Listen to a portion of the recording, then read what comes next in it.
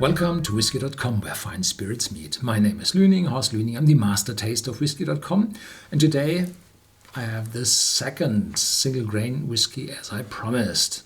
This is called Greign, 20 years of age, 40% ABV, and around 40 euros, dollars, pounds for 20 years of age.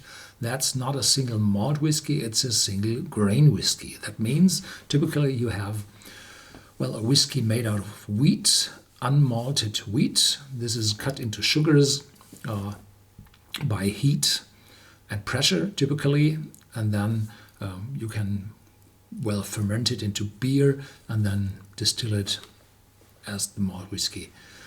To alcohol, well, typically they are distilled on column stills and not on pot stills, so the alcohol is smoother, weaker, more distilled, more purer. The founders of the Macduff distillery, this is in the northeast of the Speyside or the Highlands, they bought those grain casks for the maturation or for the blending of their whiskies, and I don't know from which distillery they really come from, but the name of the Macduff distillery is there, but the Macduff distillery has no column stills, as I know. I've seen pot stills there, but no column stills. Yeah, I think they bought the casks and then they rested them there for further maturation, and probably they got lost somewhere in the depth of the warehouses, and now they are, well, bottled as single grain whiskies. And the specialty with this whiskey, in comparison with the Observatory, is they use sherry casks as well. So this one is just 10% more expensive, but shows sherry cask influence as well. I suppose that the difference is too small between those bottles that the sherry cask matured grain will be, well, sold out far before the other one.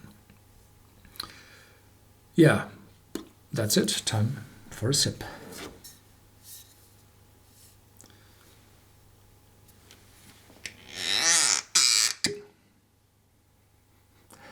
Definitely not that light fruity as the other one. It's very fruity. This is darker. This shows a little sherry influence. Yeah.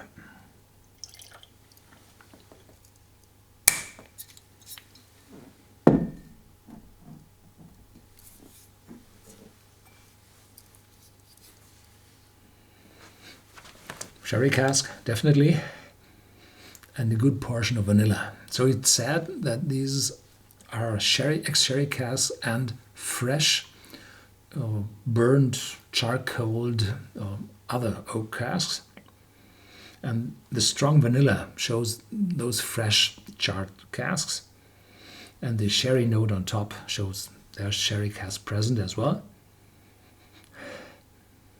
And there's a light sweet note appearing in the back. Yeah, and then there's maturity, old, dark, damp. Yeah, probably.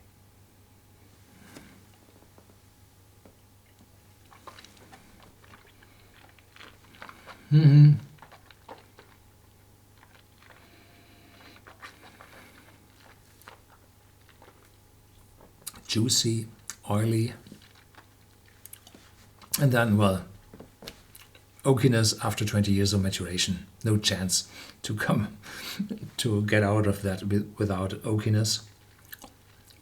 But the spiciness is quite decent. Not that strong. And there's some sugary note on top. Yeah. Long aftertaste. The sherry vanishes and the oak appears longer. Yeah.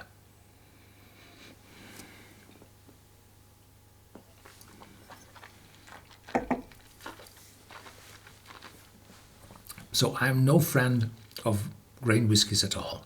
There is a lot to be done the wrong way with grain whiskies.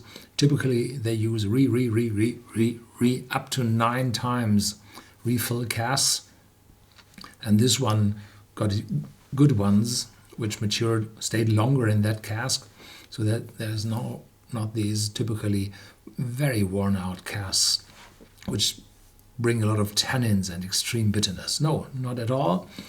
And then there's shell cask influence in it, which brings more depth, more juiciness, more fruitiness in it. So they did it really the right way. And for 40 euros, this is definitely a buy. Yeah. Thank you very much for watching. Stay tuned. There's more to come.